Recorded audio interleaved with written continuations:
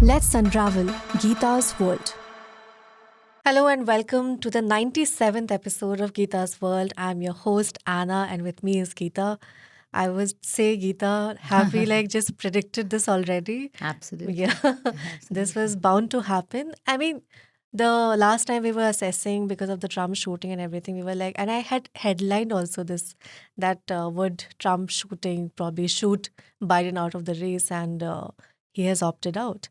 So glad we're discussing this. And There's a headline in a newspaper which says, I mean, it's rude, but it just says that Trump took the bullet, but it killed Biden.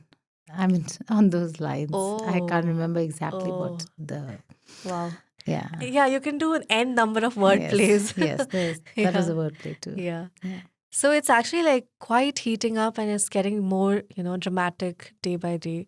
So, I mean, last time we were discussing the assassination attempt, but I think it would be like a number of factors that have contributed to Biden opting out, finally taking this decision. But Geeta, like what Trump has said regarding Joe Biden opting out and Kamala Harris being the probable candidate now, and he has said that Joe Biden will go down as the worst president in the history of the United States. And Trump has said about Kamala Harris, he has termed her as horrible, incompetent, and even he has said that she'll be worse. So, I mean, we have discussed how Trump is and how he operates. And we know, how he operates actually, like what he is, he is. But this was definitely, I mean, it didn't go down well with, a certain section of people, because definitely, Harris would be, if elected, she would be the first woman and the first person of South Asian descent to be the president. So that in itself would be because America has never had any female president. African and South Asian. Yeah, right, right. But then, yeah, let's clear the air now itself, whether because she is the front runner right now. But then people are saying that there was an Associated Press poll as well, which said that tally as well. But I mean, it's not official yet. I read it in the morning. So it said that Harris had 2,668 delegates, well beyond the simple majority of 1976 needed to clinch this nomination on the first She ballot. does. Right? So this is official. So basically, what happens is there's a process in place. Yeah. There are two steps after a president steps down. It happened with Lyndon Johnson, and after that, after 1968, we're seeing it now that a president is not seeking a second term. We've discussed the reasons why. We've discussed how he was forced to, what were the reasons behind. But having said that, the decision was on whether if everybody's going to rally behind President Biden's choice as the Democratic nominee, which is Kamala Harris, or not. Biden had come out, not in his entire statement, but with a separate tweet, endorsed her. Many other leaders came out and endorsed her. Obama had not and has not yet. Yeah, yeah. I think he's waiting for August 1st. Then what happens is... Nancy Pelosi was also one of the... Nancy Pelosi, bigger names. Newsom. Yes. The ones who are actually, who we're looking at would contest her should there be an open convention. So the two-step process was that on August 1st, there would be a virtual roll call. Okay. That is, virtually they'll see whether if Kamala Harris has the numbers. The 1967 or 68. They're saying 76, but 1976. Yeah, but I think it is 1978. But any which way, so the mark that is required to win the nomination. Yeah. So that happens on August 1st, And should Kamala Harris have a virtual roll call, which is going to happen, but she already has the numbers, which means it's a done deal. Should she have not had the numbers, we wouldn't have known. Then there would have been a virtual call, and we would have seen whether if Kamala Harris has the numbers or doesn't. If she has the numbers, she's the nominee. If she doesn't have the numbers, then it goes on to an open convention on the 19th of August, which is when the Democratic National Convention is going to be held, and it'll become an open one, where everything would have been rather muddy because everybody would have, a lot of them who have no chances at all, would have also thrown in their hat, and then you would have had to fight them. They would have come with some funders, some backing, And some this is of a them. very rare scene, right? I mean, it's actually not happened since 1968. 68. Yeah. So then that would have happened. So it's good that they're finding their ground because there is no time. It's also good that she has the numbers as of now. We'll again wait and see what really happens and how it pans out. But it's good that she has the numbers because now the Democrats can have a plan. And this almost looks like a continuum where the president is saying that he's not going to, and there is enough trust in the vice president to carry the legacy forward, including the government forward. Should President Biden not have endorsed Kamala Harris, then the question would have been, and would have pulled out, then the question would have been, which is already the case right now. They are seeking President Biden's resignation, saying that if he's not fit to fight, how is he fit to govern right now? He should step down. Should he have not endorsed Vice President Harris, then also the clamor would have grown on, if he doesn't trust his vice president, then who will? Yeah. So I think it was really needed and required that they put all their energies to support Kamala Harris, and we've seen some very strong, important leaders, top leadership of the Democratic Party who've come out in support of Kamala Harris. And also those who might want the Democratic Party to do a little different on many counts, including the Israel-Hamas war and employment and welfare, which is leaders like Bernie Sanders, who've also come out and said, well, But I get it. But coming back to like this factor that Biden endorsed Kamala Harris, but like I'm just trying to understand that is it like his sole decision? Like of course, no, that would be, which is what I'm saying. No, like personally, if the president is endorsing, that's what I'm saying. That it would be going in his mind that okay, if I have to opt out, I need to have somebody, some name. So I'm just saying that. No, he could have not given a name to. He could have said the party will decide. Okay. How does it matter? There is a process like the Republican National Convention, which was held where formally Donald Trump was announced after he already won the delegates. Right. Over here, there is going to be a Democratic National Convention on the 19th of August, but because of the situation where President Biden has pulled out, there will be a virtual roll call on the 1st of August. In that, she will have to show her strength. And it seems like she has way surpassed the numbers that are required because all the funders will now show strength. There are those who are very true to the Democratic Party. They cannot just go and suddenly move and shift base. You must have seen an entire conversation between Vinod Khosla and Elon Musk, where Elon Musk is asking Vinod Khosla to shift parties, and he says, I cannot possibly go and support Donald Trump. So there are true billionaires, businessmen, industrialists who are absolutely Democratic aligned. But they really did not have it in them, or they did not have the confidence to put all that money into a campaign which seemed like a losing cause, which is why they were pulling back. Biden could not meet his $50 million $50 million target by end of July. So let's see how Kamala Harris fares. A lot of it, the Biden camp has said will be moved to the Harris campaign now, and And it's not just about the money, it's also about the team. So they've also said that anyone she requires for the campaigning and for planning and everything else will be moved. Yeah.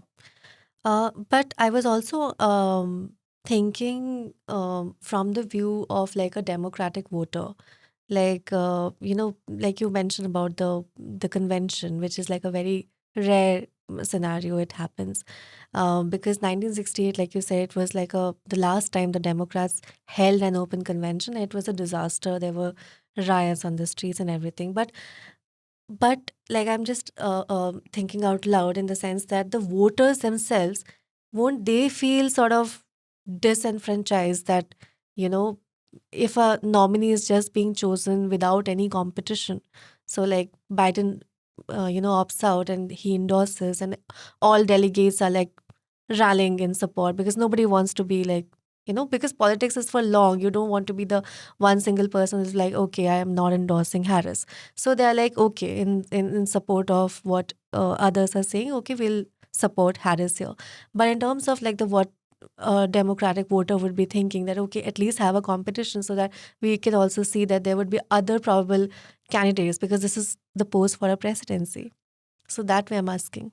Well, the Democrats, I think, will be rather relieved Okay. because a lot of them, if you see in the recent past, were very worried because they were actually questioning what the Trump camp or the Republican side was saying, and they were making fun of, which is, can Biden really take it to the last line, to the finishing Yeah. line? And if he cannot, then why is he still here, and why so late? It is already late.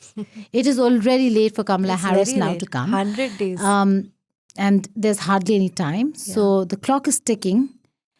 At this juncture, imagine if Biden would not have endorsed and there would have been another 2 weeks loss because of the August 19 Open Convention, after which there would have been another dirty mudslinging war. And if nobody would have got the requisite numbers, or somebody who comes with a lot of baggage. Newsom also comes with a lot of baggage. So Right. if all these people in this entire mix, you're just losing time and time and time. So I think right now what was best for them was to just find a way to have somebody with the credibility, because she is vice president. Yeah. Who else should Biden have chosen, right? With some credibility to come and rally behind her so that Democrats actually have a second term rather at than not least. have a second term at all. Because then they stand to lose not just the government, they lose so much in the process. And all these millionaires, billionaires who support the Democrats they have much to lose. Right. So right now, I think they're relieved. And Anna, for Trump, it no longer is a walkover. Yeah.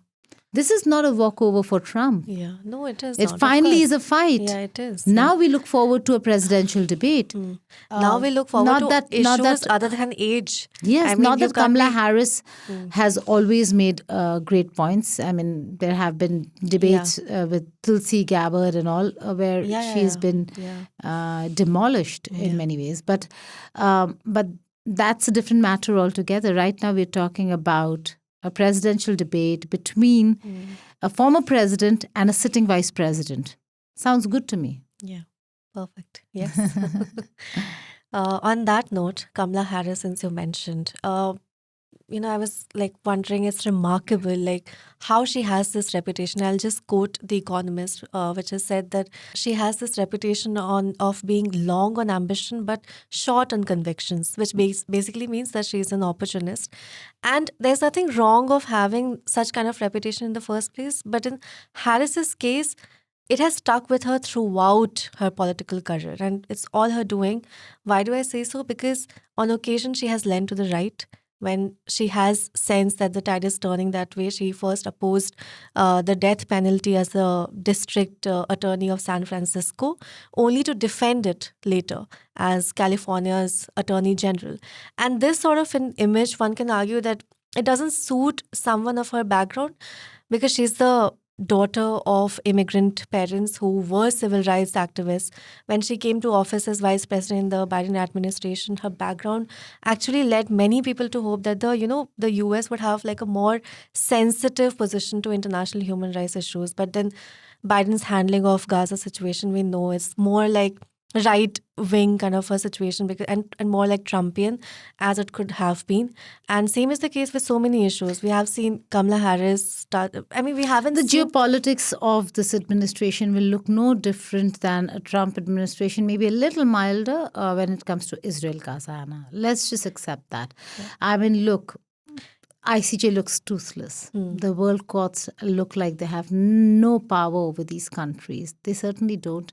But to this extent, so they are going to stand by Israel. For them, that's a foothold in the region that they're not willing to give away. And a country that, according to them, they believe is completely dependent on them for survival and for everything else. So Right. they're not going to. So this is how it's going to look if Kamla comes to power. Yeah. No, the Trump, I mean, the Israel Gaza situation, of course, we know it's like a. But I for mean, and- everything else within, yeah. if you look at everything else within America, domestic policies, her leanings and her shifts when it comes to various situations, including migration and illegal migration, border situation. She herself has been trolled for having spoken of going to the border, but not having gone there at all. Yeah. No, but like what I was coming at is like in the sense that she seems more like like a Trump light candidate. Like, one could actually say that at least, Trump, for whatever may be his faults. See, if you say all these things, Anna, her winnability increases. Okay. Because she has the Democratic vote bank, and then if she's more Trump-like, then then she also might have those fence sitters who are not Republicans, but always steer from one end to the other, depending on who they like at that point in time, might really go the Kamala way. So if you, I'm saying Trump light because if you see Trump, his policy agenda is pretty much set in stone. But in case of Harris, you just don't know what you are going to get, because Harris has always played the politically convenient play. So in that sense, I'm asking that, what do you think of this? Like how that you're right, because a president has more powers in the United States of America in taking decisions and being very, very unilateral in decision making. It's not a system where they need a lot of permissions from various quarters. Of course, they need clearances on money bills, but apart from that, I'm just talking about policy situations where they have the last word. Will Kamala Harris look different from Biden? Most of her advisors, if you see, quite a few of the senior lot could be the same. Okay. I don't know her. About her running mate. I mean, like because you have JD Vance on one side. So that's an extreme push. Yeah. The Trump and Vance is an extreme other end. Kamala Harris will not look like that. While Bernie Sanders would want her to put a lot of left liberal, policies in, I think she's going to take the middle path, knowing that how polarized the American society is now, and seeing what the swing states really are looking at in terms of issues. She's going to be very strategic because they don't have many days to go. So they have to be strategic in their policies, what they say publicly, how they say it. I'm looking at a tough fight now. Yeah. And okay, so you are looking at a tough fight. And if you look at poll percentages, there is a difference. He's leading, but not that much that Kamala Harris might not be able to cover up. It depends on what how the presidential debate looks.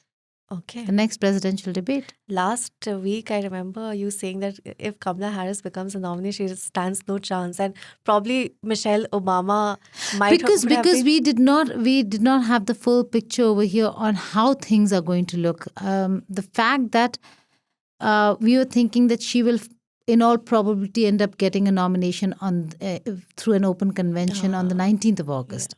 But the fact that she's already got, this is strategy. This is democratic strategy that they're saying, let's get her out there. The sooner, the better. So she's already crossed that mark long before, which means she's set to start planning, strategizing, and competing. Does she have a chance to beat Trump? We don't know, because Kamala Harris herself is known to make a lot of mistakes. She says things that are sometimes not politically correct, Right. and that could land her in trouble. So Right. she will have to go really prepared for the debates. Politically correct. Well, And you for have Trump, on one side. I was just going to say that for Yeah, Trump, yeah. these parameters don't matter. Right. Yeah. Like nobody's holding him to that bar, which Kamala Yeah, Harris because would we be have held. accepted that, If the world and the country if he that is doesn't, America has accepted yeah, if he that he doesn't can say behave what he that way, I wants mean, to. yeah, He like, said, I went and spoke to Kim Jong-un and I told him no nuclear weapons. I spoke to Russia and I said no this, and yeah. and maybe they did have these conversations. He's Right. just exaggerating it. Yeah. But those Which you do conversations must have happened in their own limited form. Not specifically the way he mentions it now. But the thing is that nobody then says or wants to question and say, well, let's fact check this. Because it's between two leaders. Yeah. With Kamala Harris, everything will be scrutinized. So she has to be more careful. She has to be more correct. She has to be more in order. And they need to have a plan. Because right now, no matter what, even now, there's a backroom war that's happening within the Democrats. So even now, you don't know what's really going to happen with the Democratic parties. Yeah. I mean, the future. Not just the nomination, which is kind of clear because we're saying it's being said that she has the support of over 2,600 delegates. But it all will become official when it becomes official. Right. Because right now, if you look at the Democratic Party, it actually feels and crumbles. Because, you did not have anybody to actually anchor it. Now you have, which is like, 100 days, 4 months before the elections, and you're just taking a bait at somebody and you don't know where it's going to head. So it's sort of like, in a crumbling situation. Absolutely. Although you also made this point about that Kamala Harris has to be like really correct. So what other campaigning issues, like, because last time, you said about the age factor, reiterating the fact that the president is unfair about his, this age factor was like the dominant thing, the only thing. But there are other rights. I mean, there are other issues like abortion rights, there's climate change, there's inflation, there's economic slowdown, there's migration issues, and especially, immigration. Like over half of Americans, they support deporting all illegal immigrants, which is like a significant increase from 2016. So you think all these matters issues should be like the core focus of Kamala Harris in terms of like being correct and sort of trumping Trump? I think so. They are all going to be very important. Yeah. And because Trump comes with a lot of clarity in what he wants. He's going to say, close the borders. He's going to say, but they've also shifted, like I said last time. They no longer talk about immigration per se, that they're again anti-immigration. They say they're anti-illegal immigration. Yeah. To that can Kamala Harris counter. They're replicating UK here. Yeah, the Rwanda. Where he said we are against illegal immigration. Yes. Right? And so the Conservatives also said, yes, so are we. So if she says, she'll have to agree with, okay, so are we. But are you okay with deportation, mass deportation? Exactly. That's something you'll have to look at, because the Democratic vote bank does not subscribe to this kind of a viewpoint. So then what are the points that you think that Kamala Harris can actually have an edge over Trump if she makes all these campaigning issues? Like you clarified on the Gaza front, pretty much what Biden has advocated. Like she's the person who used the word ceasefire because she's, talks about humanitarian issues. But then beyond that, her stance is going to remain the same. Her stance will not remain exactly the same, but yes, to the extent that that they're not going to let go of or not support Israel. Yeah, because but then also there's this factor that. But Trump says there's a huge difference in what Trump is saying about Israel and what the Democrats are saying. Trump says anybody who uses anti-Jew language or who speaks against Israel is welcome to leave. Yeah, They needn't this stay is- here. Go back to your own country. Yeah. And then That's- there's Kamala Harris and the Democrats who say that we will not tolerate anti-Jewish language. That's But absolutism. we'll not tolerate anti-Jewish language, but we certainly support ceasefire in Gaza Right. and a return of the hostages, of Yeah. course. Because they like, I was saying that there is a certain, because Arab and Muslim Americans, we have spoken about them, who were telling the pollsters last time as in like for this elections only, that they won't vote for Biden this time because because of his pro-Israel stance. But then there is a section. I mean, the Arab Muslim Americans, they are a section which who would think that there would be like a certain change in how Kamala Harris approaches this war and has like a different stance to it. So won't these vote banks alter her stance as well? Like she'll be definitely banking on them to vote for a Democratic But then the leader as well. Democrats, No? but the Democrats have disappointed those who were for ceasefire and have been protesting outside, because look at the way the Biden administration had gone after them. Yeah. So that is a stated position now. You have to move from here. This is your space. How do you capture the votes that are now becoming fence sitters because they don't trust the Democratic government to do what they would have expected them to do? But can they then vote Republican? They can never vote Republican because Republican is not their base. Look, they're more anti-Gaza or anti-Palestine than the Democrats. The Democrats are not anti-Palestine. They're just pro-Israel to the extent that they are willing to allow this civilian deaths, massive casualty to take place. Continue. Yeah. And to continue. Continue. But Trump is unapologetic. He said, if I come, I want not just there. He wants people in America to leave, those who say anything against Israel. Right. Yeah. So it's going to be a very different scenario when it comes to Russia-Ukraine war with Trump and Israel-Hamas with Trump. Yeah. Yeah. But with Kamala Harris, you'll see, because it's the Democratic Party, you'll see some continuum. And I suppose the world right now wants continuum rather than a change that could shift global politics, at least for the West. Not for us. For us, it would be like, okay, at least he's thinking on the same lines as India and Russia, right? Yeah. But for the West, it's going to be very difficult, especially Europe. Yeah. Because Trump is going to arm twist them on that- NATO, defense spending. Why should we send so My much? goodness. That's like Zelensky must be having sleepless nights right now. Just saying. yeah. Zelensky or Putin? Zelensky. No. For Trump. No, that was a. For Putin, it's status quo. I was just playing Joe Biden for a minute. Oh, It was very too slow. too slow, na? Yeah, you were saying something. No, I was just trying to explain the joke which acha. I didn't get. So now, Okay, so let's end it there, Geeta, because we have lots to talk about it. I think November will give more clarity. And as we go, I'm sure you must have seen this because there was this update which I got which said that this famous 2000 show, Simpson, which... oh yes, did you not see Kamala Harris in the blue and the pearls? Yeah, oh God. And I think it showed her dealing with a crisis that was left by Trump.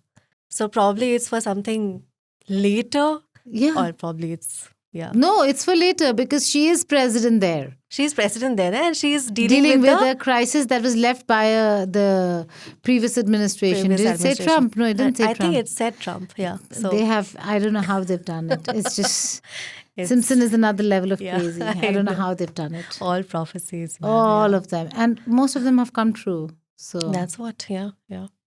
To that. Yeah.